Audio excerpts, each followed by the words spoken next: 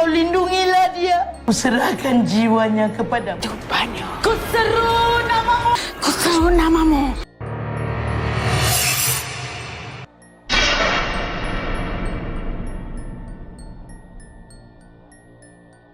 Film diawali diperlihatkannya seorang pria bernama Jaquan terlihat sedang mengemasi barang dari mobil karena ia dan keluarganya baru saja pindah ke rumah peninggalan orang tuanya yang berada di negara Malaysia.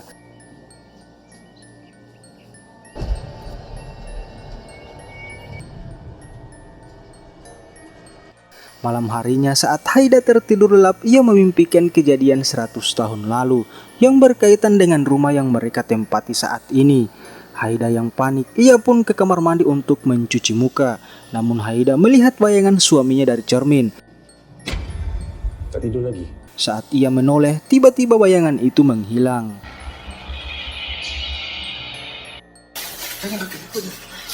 Lekas. Kemudian scene beralih di tahun 1915.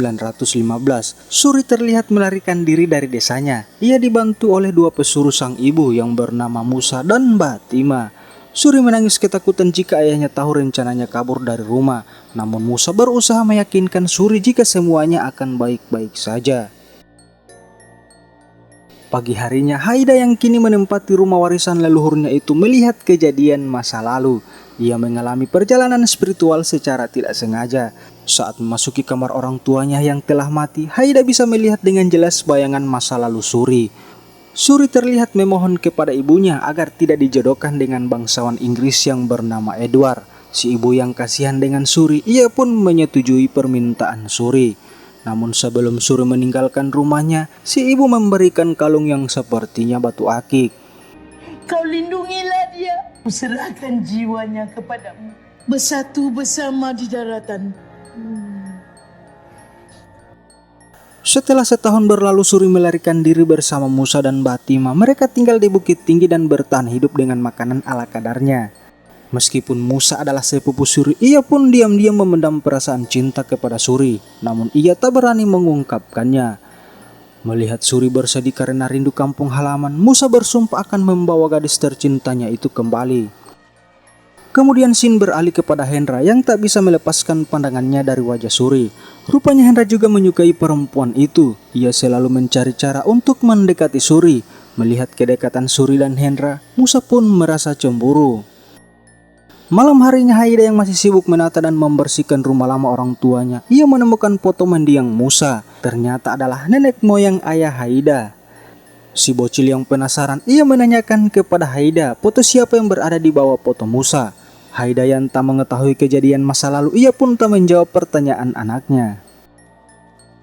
Kemudian scene beralih, Hendra semakin kincar mendekati Suri dan sering memberi hadiah. Suri pun membalas kebaikan Hendra dengan bertukar hadiah dengannya. Namun di sisi lain, Musa mulai tak suka dengan kedekatan Suri dan Hendra. Lalu si Musa meminta tolong kepada Batima agar Suri bisa ia miliki. Namun Batima mengatakan bahwa ia belum bisa mengalahkan penjaga Suri yang diwariskan sang ibu. 7 tahun berlalu, Suri dan Hendra telah menikah dan dikaruniai satu anak. Suri termenung sendirian mengaku rindu dengan keluarga di kampung halaman. Hendra berkata jika 5 hari lagi ada kapal yang berlayar ke Melayu. Ia berjanji akan mengusahakan agar mereka berdua bisa naik kapal tersebut. Sesaat kemudian si bocil yang bernama Rianto menanyakan kepada ibunya tentang keadaan keluarganya yang berada di kota. Lalu si ibu menjawab bahwa keluarga mereka adalah keluarga yang terpandang dan kaya raya. Di sisi lain, rupanya Musa masih menyimpan dendam. Ia meminta Batima untuk melenyapkan Suri dan suaminya. Lalu Batima memanggil iblis terkuat di bumi. Rupanya. Ku seru namamu. Ku seru namamu. Datang. Batima juga meminta Musa untuk membawakan kepala Suri. Jika tidak, maka Musa akan menyesal seumur hidup. Pisahkan jasad mereka. Ingat Musa. Kalau itu kau bawakan kepada. Singkat cerita, Suri dan Hendra didatangi Musa. Entah apa yang akan dilakukan Musa. Kemudian scene beralih di tahun 2023. Diperlihatkan seorang perempuan guru privat yang bernama Sila menyuruh Hana untuk meletakkan boneka karena mereka ingin melanjutkan pelajaran. Namun Hana mengatakan jika tidak ada Suri di sampingnya, ia tak mau belajar. Nah. Saat Lisa memanggil Hana, tiba-tiba hal aneh terjadi. Hana coba turun.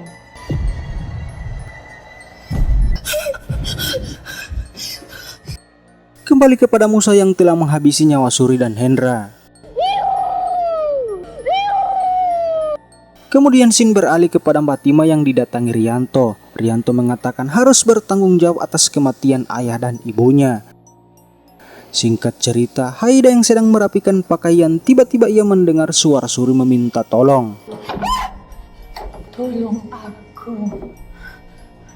Shin beralih kepada Hakim dan Jakwan. Jakwan mengatakan istrinya terlihat aneh setelah tinggal di rumah barunya. Lalu si Hakim menyarankan agar istrinya dibawa jalan-jalan ke Indonesia agar mengurangi stres yang istrinya alami. Hakim mengatakan bahwa tempat wisata yang bagus adalah Bukit Tinggi.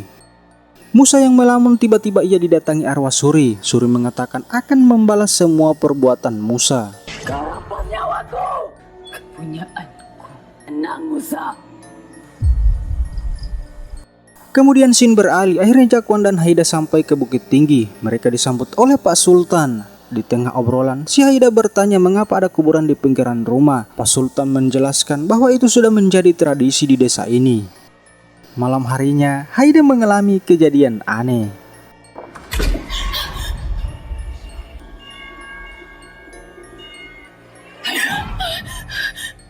Satukan aku kembali. Singkat cerita, si Sultan mendatangi kediaman Jakwan. Ia mengatakan bahwa boneka si Hana bukan boneka biasa. Ia menyarankan Jakwan untuk membuang boneka itu. Memang sukar untuk dipercayai. Boneka ini hidup Anak cakap pasal hantu.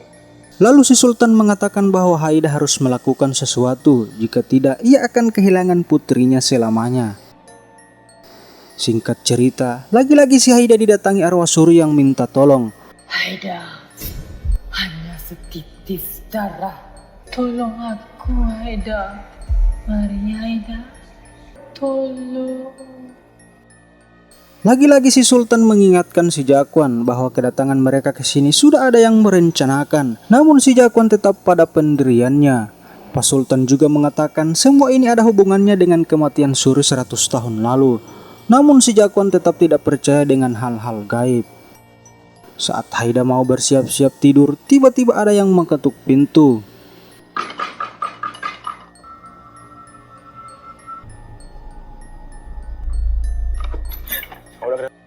Shin beralih kepada Jakwan yang menanyakan kepada ayahnya apa yang sebenarnya terjadi di masa lalu. Namun si ayah memilih tidak menjawab pertanyaan Jakwan. Haida yang melamun, tiba-tiba ia didatangi arwah Suri. Lalu si Haida dibawa di kejadian masa lalu. Aku akan bawa kau ke sana.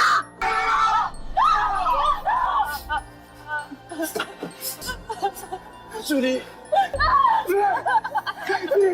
Kau dah dibawa jaga aku. kau tak pernah nampak pengorbanan aku.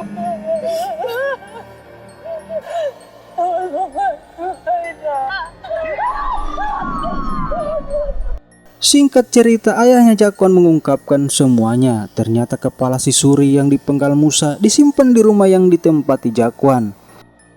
Saat mereka membuka kain yang menutupi kepala Suri, tiba-tiba arwah si Suri datang. cukuplah dendammu selama ini. Kau juga sama, Sultan. Kalian akan lihat. Cukup, Mbak Suri. Kemudian Pak Sultan memulai ritualnya hingga membuat arwah Suri kembali ke tempat asalnya. A'udzubillahi minasyaitonirrajim. Subhanaka inni kuntu minadh dhalimin. Allahu Akbar. Keesokan paginya, Jakwan didatangi kepolisian. Mereka mengatakan bahwa anak mereka bernama Hana telah meninggal dunia. Namun Jakwan membantahnya karena putrinya saat ini bersama mereka. Tapi polisi memperlihatkan foto mayat Hana. Dan ternyata yang bersama mereka saat ini adalah arwah Hana.